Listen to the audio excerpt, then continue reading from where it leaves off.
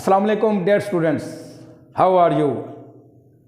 Dear students, आज का हमारा 7.1 का दूसरा लेक्चर, जिसमें हम क्वेश्चन नंबर 1 पार्ट 6 से ऑनवर्ड जो क्वेश्चन हैं जो कि सेम टाइप के हैं, तो उसके बारे में डिस्कस करेंगे।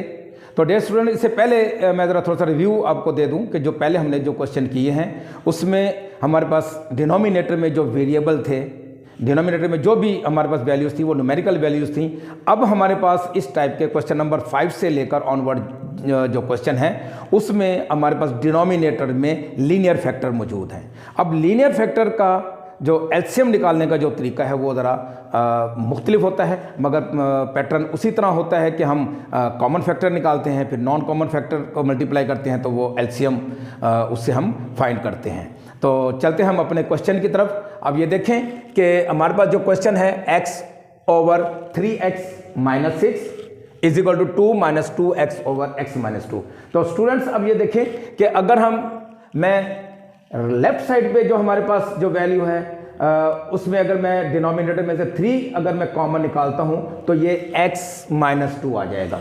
तो हम क्या करते हैं कि 3 कॉमन निकालते हैं, तो ये x-2 = 2 - 2x/x-2।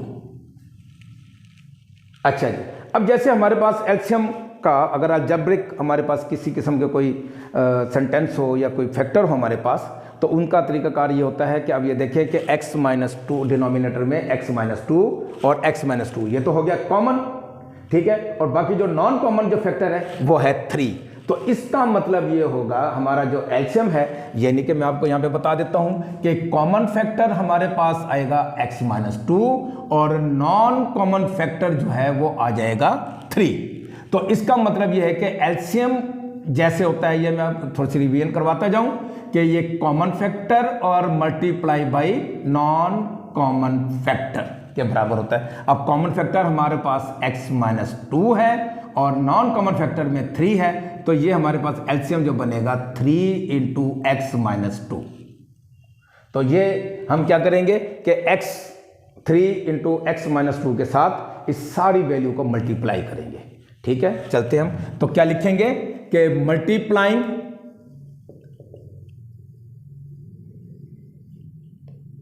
बाई 3 × x-2, तो ये हमारा एलसीएम है, इसके साथ हमने मल्टीप्लाई करना है। तो ये क्या आ जाएगा कि 3x-2 multiply by x/3 × x-2, और उसके बाद 2 मल्टीप्लाई बाई 3 × x-2 और मल्टीप्लाई बाई 3 × x-2 और मल्टीप्लाई बाई 2x/x-2।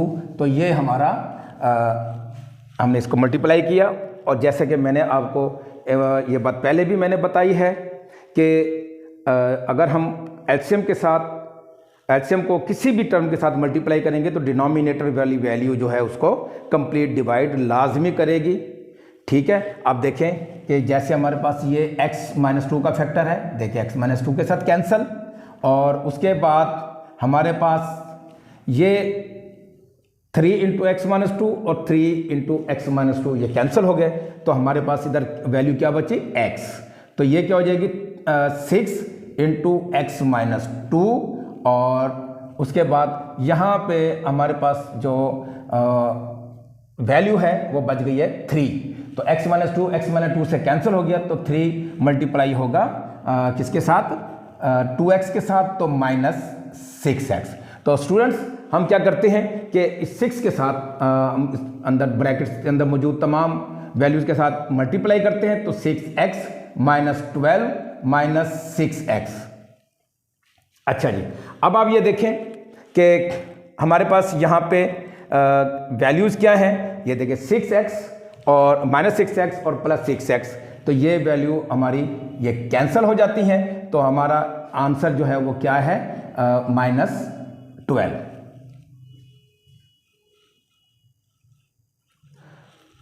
तो अब अगर इसका भी अगर आपने चेक फाइंड करना हो तो उसका भी वही तरीका है कि ये जो हमारे पास x की जो वैल्यू निकली है -12, तो इसके साथ हम इसकी वैल्यू जो है हम इन इक्वेशंस में जो है वो पुट करते हैं। तो हम क्या, अब ये चेक इसका भी हम कर लेते हैं,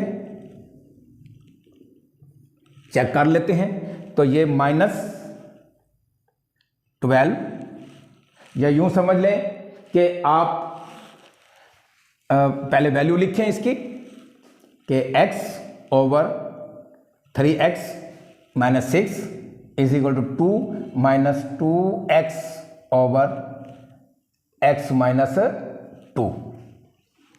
अच्छा जी, अब आपने क्या करना है कि यहाँ put x is equal to -12, तो -12 ओवर, तो ये क्या है 3 into -12 -6 is equal to 2 into -12 over -12 - 2। तो अब ये देखें कि -12 over 12 3 36 -36 -6 is equal to 2 minus, और ये -24 ओवर -14, तो ये माइनस कैंसिल है, ठीक है। तो ये हमारे पास इधर ये देखें कि -12 ओवर -42, तो ये आपस में कैंसिल हो गए। और इसको भी हम ये देखते हैं कि हमारे पास क्या है कि 2 - 24 ओवर 14, तो हम इसको, ये तो हमारे पास फ्रैक्शन वैल्यू आ गई है, तो 12 ओवर 42 इज इक्वल टू, तो 14 to the 28 minus 24 over 14।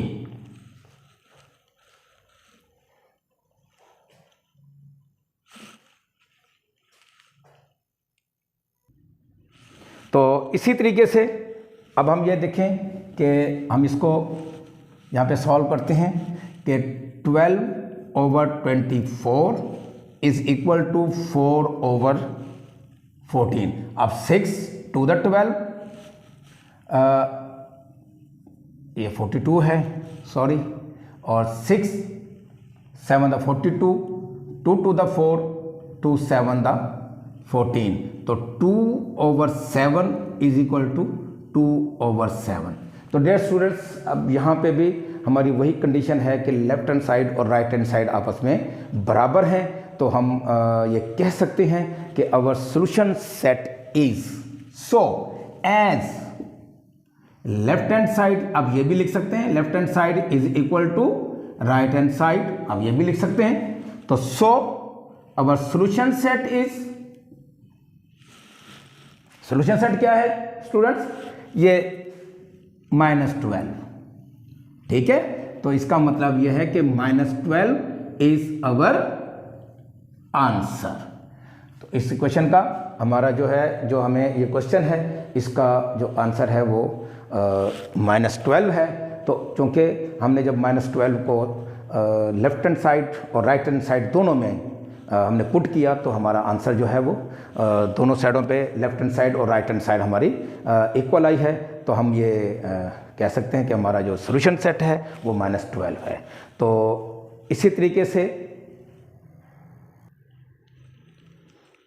Ji dear student, exercise 7.1 और क्वेश्चन नंबर 1 का ये क्वेश्चन पार्ट 10 है। अब इसको उसी तरीके से जिस तरीके से हमने पार्ट 6 किया था, अब ये देखें डिनोमिनेटर में हमारे पास फिर लीनियर फैक्टर हैं।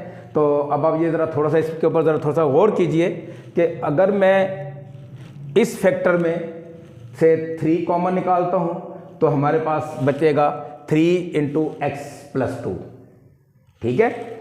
और इसमें अगर मैं 2 कॉमन निकालता हूँ तो ये क्या बनेगा, 2 इंटू एक्स प्लस 2। तो अब क्या करते हैं, क्योंकि हमने हमारा जो यहाँ पे जो असूल जो हमने इस्तेमाल करना है वो ये है कि जो डिनोमिनेटर का एलसीएम निकालना है। अब इस तरह डिनोमिनेटर तो ऐसे नहीं निकल सकता, मगर इसके अंदर जो हम कुछ वैल्यूज़ को हम कॉमन निकालते हैं और कुछ कॉमन फैक्टर आते हैं, तो वहाँ से हम इसको क्या करते हैं, यानी कि इसको हम फैक्टराइज करते हैं। ठीक है।